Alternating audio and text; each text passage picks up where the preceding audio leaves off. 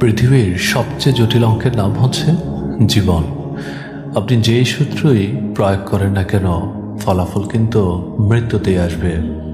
তাই মৃত্যুর জন্য সব সময় প্রস্তুত থাকুন। আল্লাহ তাআলার দেওয়া বিধি নিষেধগুলো মেনে চলার চেষ্টা করুন। দেখবেন আপনার মৃত্যুটাও অনেক মধুর হবে।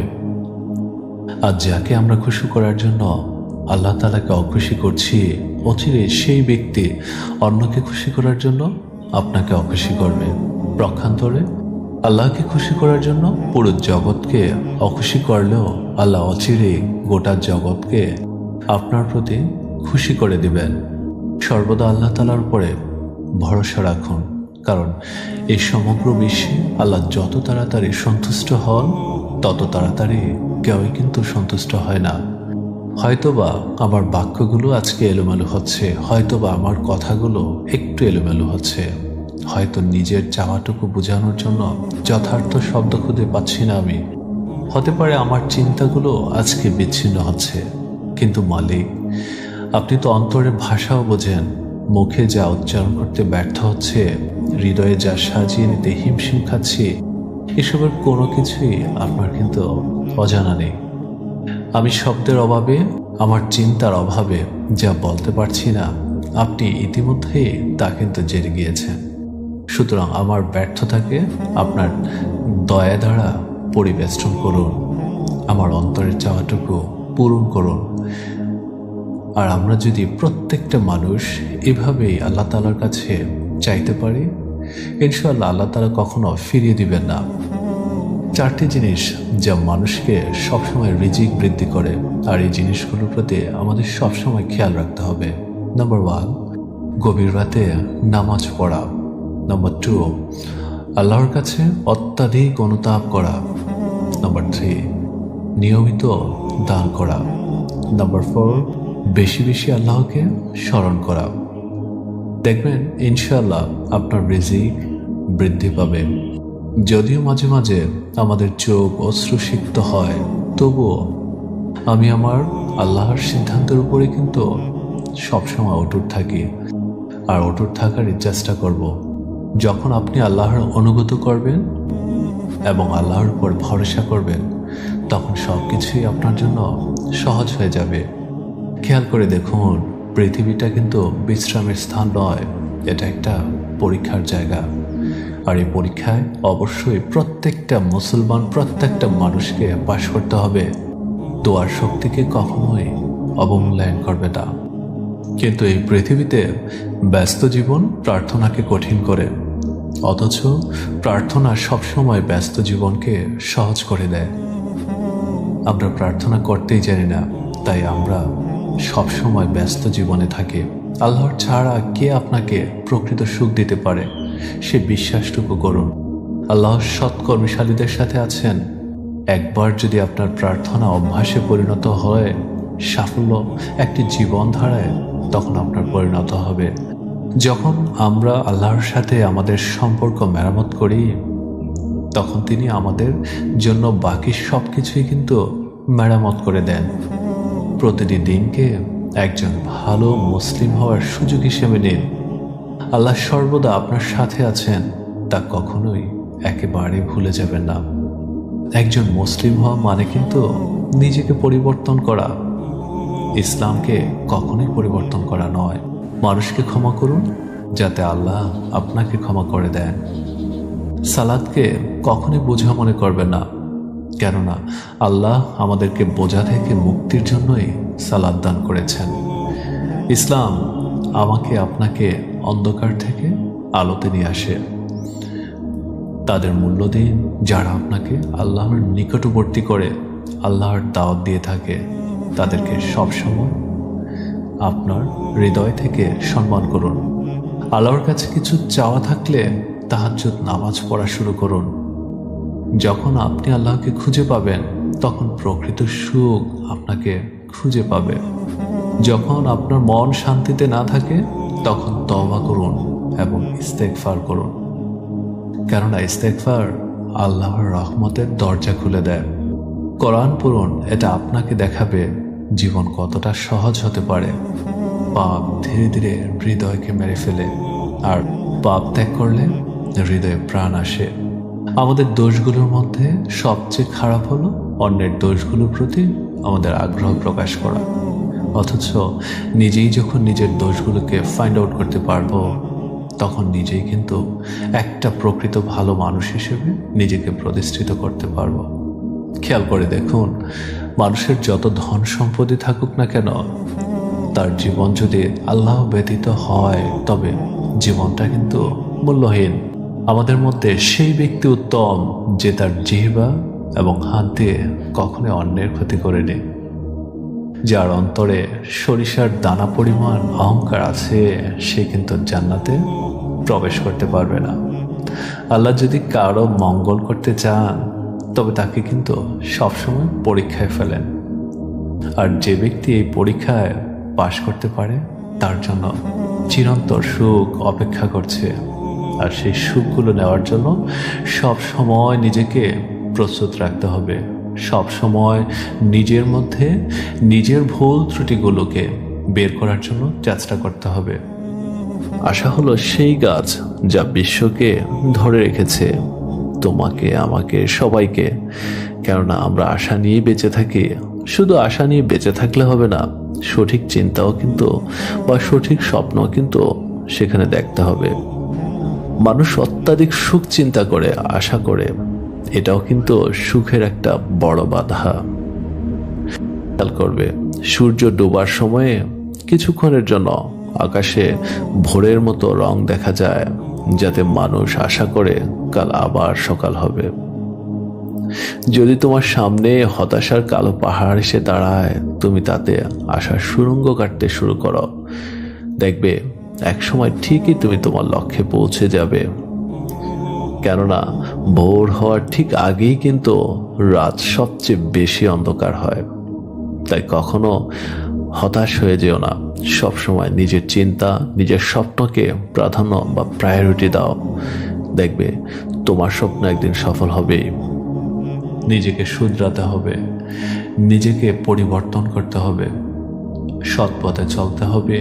কারোর সাথে দুর্ব্যবহার, কারোর সাথে কোনো রকমের অন্যায় অবিচার করা যাবে না।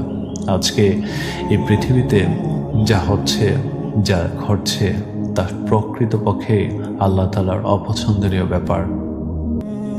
জীবনের দ্বন্দ্ব আছে বলেই কিন্তু জীবনটা এতটা বৈচিত্র্যময়। আসলে অদ্ভুত এই সংসার প্রেক্ষাগৃহে প্রতিদিন নতুন নতুন অভিনয় সম্মিলিত সিনেমার একটা উপস্থিতি। তার মধ্যে ভালোবাসা, আনন্দ, বিষাদ, মান অভিমান, এগুলো তো থাকবেই।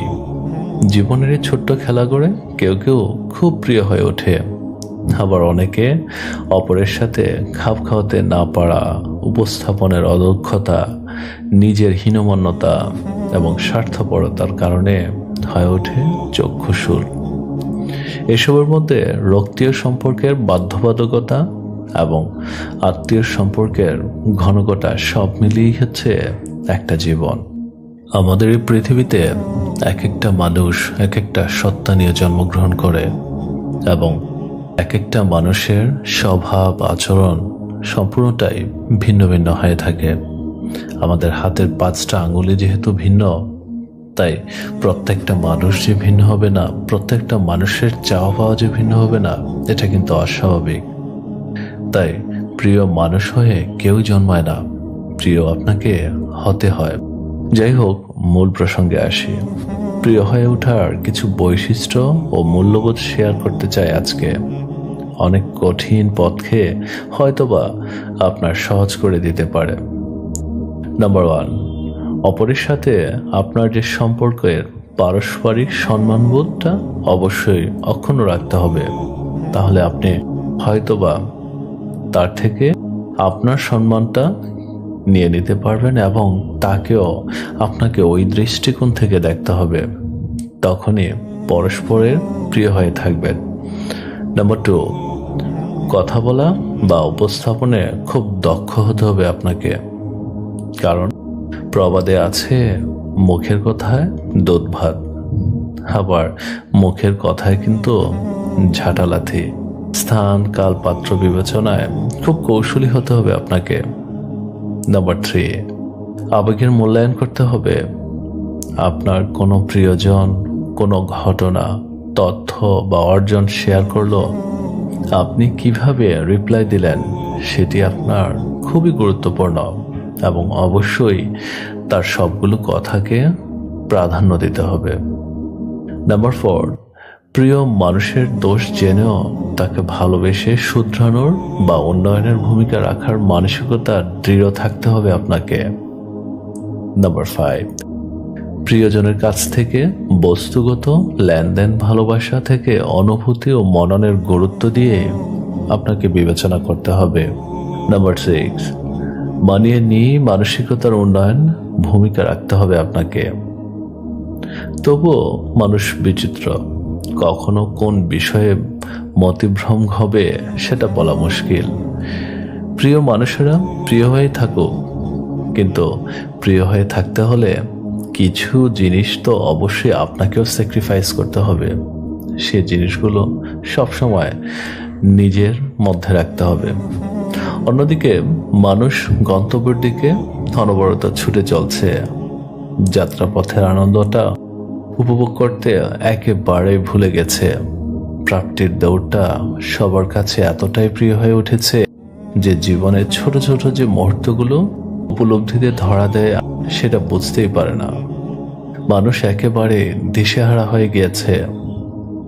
তাই প্রত্যেকটা মানুষ যদি তাদের নিজস্ব যে আত্মসম্মানটা এবং নিজের যে চাহিদাটা সেটা অন্য একটা মানুষকে ঠিকঠাকভাবে বোঝাতে পারে এবং তার কথাগুলো যদি সেই রকম মনোযোগ দিয়ে শুনতে পারে, তখনই কিন্তু একে অপরের মধ্যে একটা সুন্দর সম্পর্ক তৈরি হয়, আর তখনই আপনি তার কাছে প্রিয় হয়ে যাবেন। প্রত্যেকটা মানুষ প্রত্যেকটা মানুষের সাথে ভালোভাবে বেঁচে থাকুক, প্রত্যেকটা মানুষ মানুষের উন্নয়নের চেষ্টা করুক, অবশ্যই সেটা প্রিয় হয়, অপ্রিয় হয় না। আমাদের এই জীবনটা 5টি গিয়ার সম্পন্ন মোটর সাইকেলের মতো। এই 5টি গিয়ারের মধ্যে আমরা অনেকগুলো গিয়ারের কাজই জানি না, আর যদিও জানা থাকে তাহলে আমরা আমাদের জীবনে কাজে সবকটি গিয়ারকে ব্যবহারই করি না। তাই আপনাকে এটা বুঝতে হবে, আপনি আপনার জীবনে যত বেশি গিয়ারের ব্যবহার করবেন ততই আপনি তাড়াতাড়ি জীবনের সফলতা অর্জন করতে পারবেন। জীবনে অনেক ধরনের কাজ আছে, ভালো লোক তো সেই হয় যে এই কাজগুলো সম্পন্ন করতে পারে, আর সফল ব্যক্তি তো তাকেই বলা চলে যে ভালো কাজগুলোকে বিচক্ষণতার সাথে পূরণ করতে পারে। অর্থাৎ আপনাকে এটা মনে রাখতে হবে আপনার কোন কাজটি আগে করা দরকার আর কোনটা পরে। যদি আপনি মনে রাখতে পারেন, সফলতা আপনার হাতে ধরা দিতে একসময় বাধ্য হবেই। সময় পয়সার থেকেও অনেক মূল্যবান হয়, তাই পয়সা রোজগারের সময়টাকেও মনে রাখা দরকার, এটা ভুলে গেলে চলবে না। কারণ টাকা হারিয়ে যাওয়ার পর আপনি টাকা রোজগার করতে পারবেন, কিন্তু সময় একবার চলে গেলে সেটিকে আর কোনোদিনও ফিরে পাবেন না। মানুষের পুরো জীবনটা হচ্ছে একটা সরল অঙ্ক। যতই দিন যাচ্ছে ততই কিন্তু আমরা তার সমাধানের দিকে যাচ্ছি। জীবনের কোনো মূল্য তখনই থাকে যখন এর মূল্য হিসেবে মূল্যবান কিছু থাকে। অর্থাৎ আপনাকে আপনার কাজের মূল্যায়ন করতে হলে আপনাকে সেই কাজের মধ্যে আপনাকে সফলতা বের করে নিয়ে আসতে হবে। মানুষের জীবনে 20 বছর পর্যন্ত চলে ইচ্ছার রাজত্ব, 30 বছর পর্যন্ত চলে বুদ্ধির রাজত্ব, এবং 40 বছর বয়সে বিচার বিবেচনার রাজত্ব। তাই প্রত্যেকটা সময়কে আপনি যেই যেই রাজত্ব চলার কথা সেই রাজত্বটাকে সঠিকভাবে মূল্যায়ন করুন। মৃত্যুর চেয়ে কঠিন হচ্ছে জীবন, কেননা দুঃখ কষ্ট বিপদ আপদ কেবল জীবনই ভোগ করতে হয়, মৃত্যু তা থেকে মুক্তি দেয়। কিন্তু এটাও খেয়াল রাখতে হবে মৃত্যুবরণ করার আগে আপনাকে সঠিক ইমানদার এবং মুমিন ব্যক্তি হয়ে মরতে হবে। তাই মৃত্যুবরণ করার আগে আপনাকে তা অর্জন করতে হবে। বৃদ্ধরা জীবনকে যত বেশি ভালোবাসে, যুবকেরা ততখানি বাসে না। এটা কেন হয়? কারণ বৃদ্ধরা বুঝতে পারে তার মৃত্যুটা খুব সন্নিকটে, যদিও কার মৃত্যু কখন হয় কেউ জানে না। তাই প্রত্যেকটা সময়কে মূল্যায়ন করতে হবে। জীবনে একদিন চলে যাওয়া মানে হচ্ছে আয়ু হ্রাস পাওয়া। কাজে প্রত্যেকটা দিনকে অর্থবহ করে তোলা উচিত প্রত্যেকটা মানুষকেই। তাহলেই কিন্তু প্রত্যেকটা মানুষ তার স্ব জায়গা থেকে সে সফল হতে পারবে। প্রত্যেকটা মানুষের চরিত্রটা যদি হয় একটা দোকান, মুখ হচ্ছে তালা, আর তালা খুললেই বোঝা যাবে এটা কি স্বর্ণের দোকান নাকি এটা কয়লার দোকান। সব থেকে শক্তিশালী আর্তনাদ হলো নীরবতা। কেননা তুমি নীরব মানে এটা এই নয় যে তুমি নিষ্ক্রিয়। ঝড়ের আগে সাধারণত নিস্তব্ধতা ঝড়ের পূর্বাভাস কিন্তু দিয়ে থাকে। নীরবতা এবং হাসি দুটোই শক্তিশালী হাতিয়ার। কেননা হাসি হলো অনেক সমস্যার সমাধানের উপায় এবং নীরবতা হলো অনেক সমস্যা এড়ানোর উপায়। নীরবতা যখন মিথ্যা, তখন নীরব থাকা কিন্তু সহজ হয় না, খুব কষ্ট হয়ে থাকে নীরব থাকা। নিজের কষ্ট নিজের কাছে চেপে রাখো, কারণ মানুষ এখন সমবেদনার স্বরে মজা নেয়। সুযোগ পেলে উপহাস করে, সময় পেলে আঘাত করে। সবগুলো বিষয় সবসময় খেয়াল রাখবে। প্রতিদিন সকালবেলা এই 4টি কথা নিজের মধ্যে বলবে। নাম্বার 1, আমি সেরা। নাম্বার 2, আমি নিশ্চয়ই পারবো। নাম্বার 3, আল্লাহ সর্বদা আমার সাথে আছেন। অ্যান্ড নাম্বার 4, আজকের এই দিনটা শুধুই আমার। জীবনের চাওয়া পাওয়ার হিসেব যতটা কম করা যায় ততই কিন্তু আমরা সুখী হতে পারবো এবং সুখী থাকাও যায়। সময় বলে দেয় কে কার কতটা আপন। কেননা সময়ের সাথে বদলে যায় অনেক প্রিয়জন। সময়ের সাথে বোঝা যায় কে আপন, কে পর, কে বন্ধু আর কে স্বার্থপর। সাধারণত ভুলভাল লোকের কাছে সঠিক কিছু প্রকাশ করা মানে সেটা বোকামি, কারণ সে মানুষটা তোমার গুরুত্বই বুঝবে না। আর সঠিক মানুষের কাছে ভুলভাল কিছু প্রকাশ করার মানে নিজের পরিচয় প্রকাশ করা। তাই অপেক্ষা করতে হয় সঠিক মানুষের জন্য, যে তোমার সঠিক গুরুত্ব দিবে। বিশ্বাস কুড়িয়ে পাওয়া যায় না, কিনতেও পাওয়া যায় না। বিশ্বাস অর্জন করতে শিখতে হয়। আর যে তোমাকে অন্ধের মতো বিশ্বাস করে তাকে কোনোদিন অন্ধ প্রমাণ করতে যেও না। জ্ঞানীরা যতটা নীরবতার সাথে কাজ করে যায় তাদের সফলতা ততটাই আওয়াজ তুলতে থাকে। মাঝে মধ্যে নীরবতা প্রত্যেকটা মানুষের দীর্ঘস্থায়ী বন্ধু। আমি শব্দের চাইতে নৈশব্দের ভাষাকে বেশি বোঝার চেষ্টা করি। কারণ কি জানো, মানুষ সাধারণত যতটা বলতে পারে তার চেয়ে নীরবতার মধ্যে লুকিয়ে থাকা না বলা কথার পরিমাণ শতগুণ বেশি হয়ে থাকে। কখনোই নীরবতার মধ্যে নিগৃহীত হবে না, কখনো নিজেকে শিকারে পরিণত করবেও না। তোমার জীবনের কারো সংজ্ঞা গ্রহণও করবে না। নিজেকে সংজ্ঞায়িত করো নিজের পরিচয়ে। যদি বলার মতো সুন্দর কিছু না থাকে তাহলে চুপ থাকাই কিন্তু সবচেয়ে ভালো বিকল্প একটা পথ। মাঝে মধ্যে জীবনে এমন কিছু মুহূর্ত আসে যখন নীরব থাকা ছাড়া আর কিচ্ছু করা যায় না। নীরবতা হলো একজন প্রকৃত জ্ঞানীর প্রতিউত্তর, এবং নীরবতা অনেক কথা বলে যা বুঝার ক্ষমতা সকলের কিন্তু থাকেও না। তর্ক করার চেয়ে নীরবতা অনেক ভালো। অর্থহীন কথার চেয়েও নীরবতা ভালো। যখন নীরবতা একটা অস্ত্র হিসেবে ব্যবহৃত হয় তখন এটি শব্দের চেয়েও বেশি আঘাত করতে পারে। সাধারণত কিছু কিছু ক্ষেত্রে দেখা যায় অতিরিক্ত কষ্ট মানুষকে নীরব করে দেয়, কিন্তু এটা কিন্তু একেবারেই ঠিক না। কষ্টের মধ্যে সবসময় নিজেকে প্রফুল্ল রাখতে হবে, নিজেকে সময় দিতে হবে, নিজের প্রবলেমগুলো ফাইন্ড আউট করতে হবে।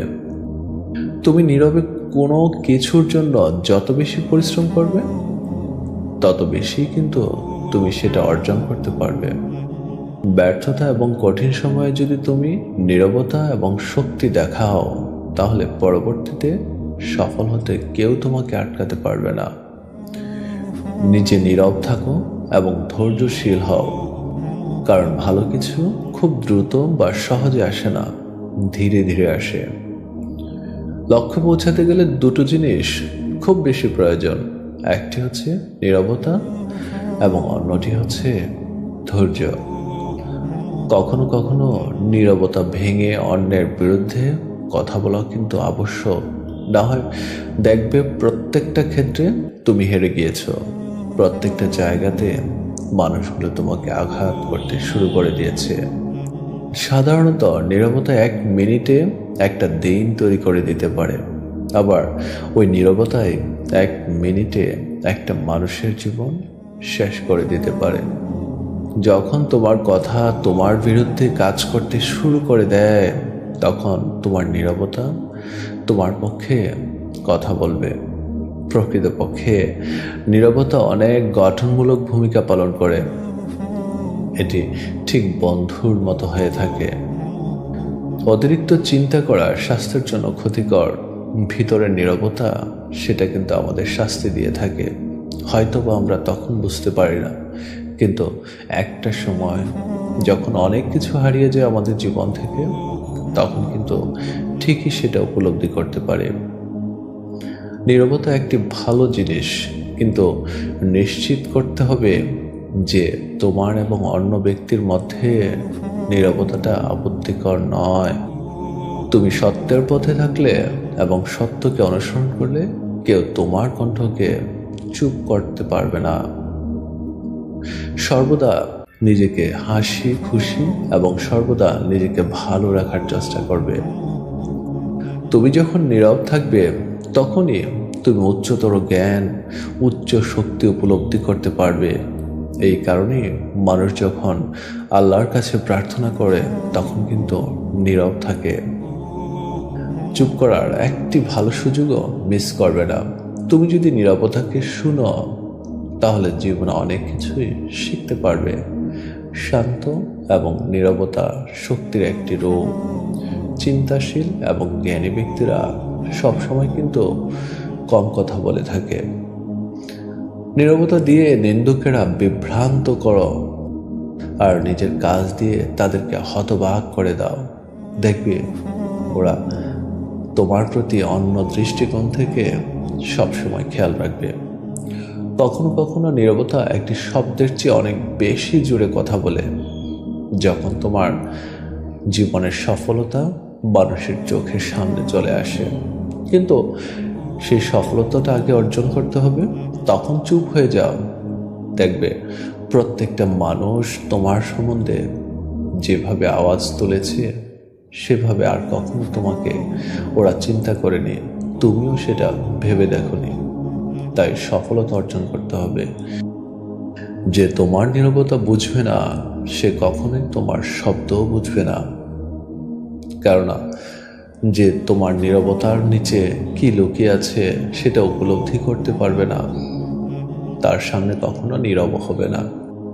নিঃসন্দেহে নীরবতা কখনো কখনো সবচেয়ে স্পষ্ট উত্তর হতে পারে। প্রতিনিয়ত ঘাত প্রতিঘাত আমাদের জীবনে লেগে আছে, তার থেকে মানসিক শান্তি পাওয়ার একমাত্র পথ হলো নীরবতা। নীরবতা মানে যে চুপ থাকা, তা কিন্তু একেবারে নয়। নীরবতাকে অনেকভাবে প্রকাশ করা যায়। নীরবতাই তোমার জীবনে সবচেয়ে বড় অস্ত্র হয়ে দাঁড়াতে পারে। ঠকেছ, নীরবে থাকো আর আল্লাহর উপর ভরসা রাখো যে তোমাকে ঠকিয়েছে সেও একদিন ঠকবে। তবে তার ঠকার অপেক্ষায় তুমি বসে থেকো না, তুমি তোমার কাজটা করে যাও। দেখবে এক সময় যখন তুমি সফল হবে সে এমনি হেরে গিয়েছে।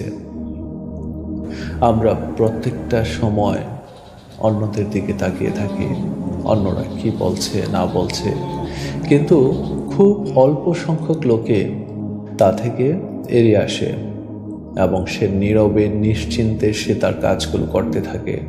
যখন একটা সময় ওই লোকটার সফলতা চলে আসে, তখন প্রত্যেকটা লোক তার দিকে তাকিয়ে থাকে সে কিভাবে সাকসেস অর্জন করলো। আজকে আমাদের এই সমাজে, আজকে আমাদের এই পৃথিবীতে যতগুলো সফল ব্যক্তি আছে, সফলতা অর্জন করার আগ মুহূর্ত পর্যন্ত সবাই তাদেরকে নিয়ে হাসি ঠাট্টা মশকরা অনেক ধরনের কথা শুনিয়ে থাকে, কিন্তু এরাই যখন সফলতা অর্জন করে নীরবে, তখন প্রত্যেকটা মানুষ তাদেরকে নিয়ে প্রশংসা, তাদেরকে নিয়ে গর্ব করা শুরু করে, বিশেষ করে তার খুব কাছের আপন মানুষগুলো। তাই নীরবে নিবৃত্তে নিজের যে লক্ষ্য সেটা অর্জনের জন্য কাজে লেগে যাও। দেখবে তোমার সফলতা একসময় তোমাকে উচ্চ স্বরে সমগ্র পৃথিবীতে চিনিয়ে দেবে। ধন্যবাদ সবাইকে। ভালো থাকবে, নিজের দিকে খেয়াল রাখবে।